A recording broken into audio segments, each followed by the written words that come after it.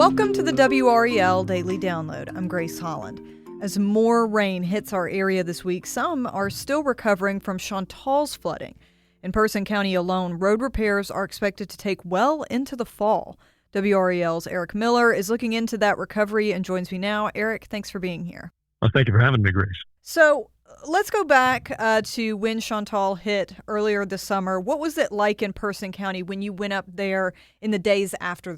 So it was, quite frankly, surprisingly bad. The day of the storm, we had been down in Moore County and had seen so much of the flooding there, the aftermath of a dam failure, car after car stuck in this flooded water. And so we already had a pretty high bar. But getting up to Person County, you got a real sense of how much rain had fallen during the storm and how powerful it was. We had this long checklist that had been put together for us by a member of the WRAL team who is from the Person County area, who had been hearing about all of these washouts and road closures through the grapevine. And so we went one by one, and you got up to some of them. They kind of took your breath away. I mean, they were big enough that you could have driven an SUV right off the edge of the washout. It would have dropped down and been completely out of sight. I mean, we're talking, in some cases, 10, 12, 15 feet deep, where a creek had just completely washed away a road. Wow. I mean, that is an impressive amount of damage. And, you know, that really gives a sense, you being in Moore County the day the storm hit just shows the geographical size of the area that was affected by this. Very widespread, the damage. Well, how are things in Person County now compared to when you were up there back then? Well, there's been some progress, but not a lot of progress. Of the roads that were washed out, 9 in total, according to NCDOT, they've managed to essentially fill back in one of those. It hasn't been paved yet, but it has been filled back in.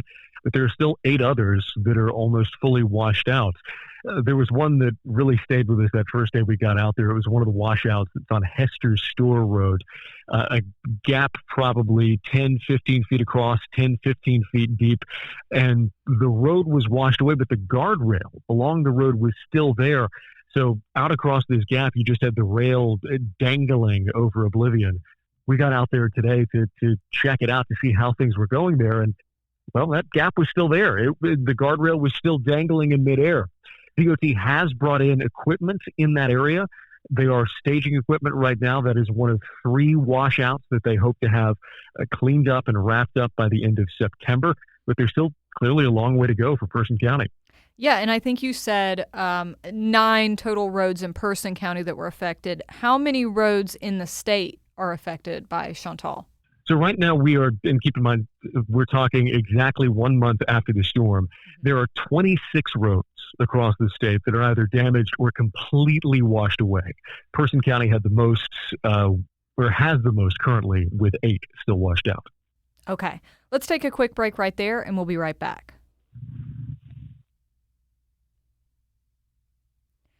Eric, before the break, you were kind of filling us in on what it's like up in Person County where these roads are washed out, that county having the most washouts from Chantal that moved through a month ago now. So when are these roads in Person County expected to be rebuilt? It's going to be a wait. Like we were saying a minute ago, 3 of those roads should be done by the end of September, but there is still going to be a lot of work to do there. DOT is able to get those done more quickly because they're using their own crews to make those repairs. They had culverts as well on hand that they could use. Those are those great big metal pipes that usually run under the road that let a creek or a river pass through or underneath. But even having their own crews, we're still talking about the end of September.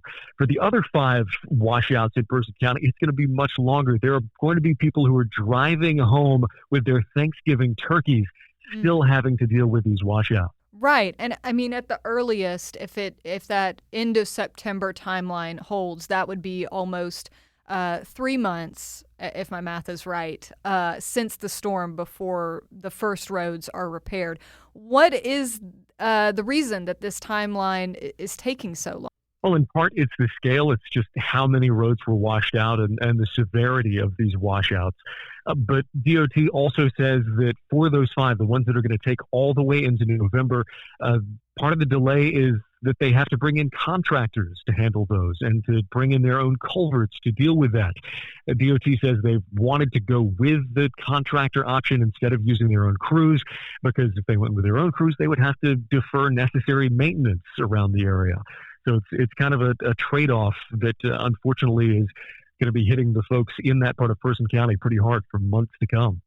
And who are the people that are going to be affected by this? I mean, I went up after Chantal, but I was closer to Hyco Lake area, and dealing with that sort of side of the damage. Does this affect those people, or is it a totally different part of the county? It's largely south of Hyco Lake. We're talking about the southwestern portion of the county.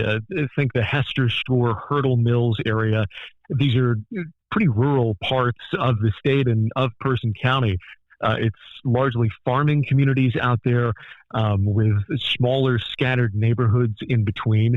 But it does really have an impact for the folks who live there. For normal residents, people we talked to today, these washouts are adding 20 minutes to their drive trying to get into town to get to work. For farmers, it's a pain as they're having to take these detours to try to get to fields to harvest. And for first responders, it's pretty concerning. You think about a 20-minute delay added on to an ambulance ride, or a 20-minute delay until the police or the sheriff's office can get to your house. That's not ideal. Right. No, it's not, and can be very serious for these people that are dealing with it. Well, we appreciate your reporting on this, and we know that you'll stay on top of it. Thank you so much, Eric. Yeah, Grace, thank you very much. And thank you for listening to the WRAL Daily Download and for making us part of your morning routine. Another great way to get WRAL news is the Morning Briefing newsletter. That's a daily email with Triangle news, events, and headlines to help you get ready for the day. You can sign up at WRAL.com/newsletter.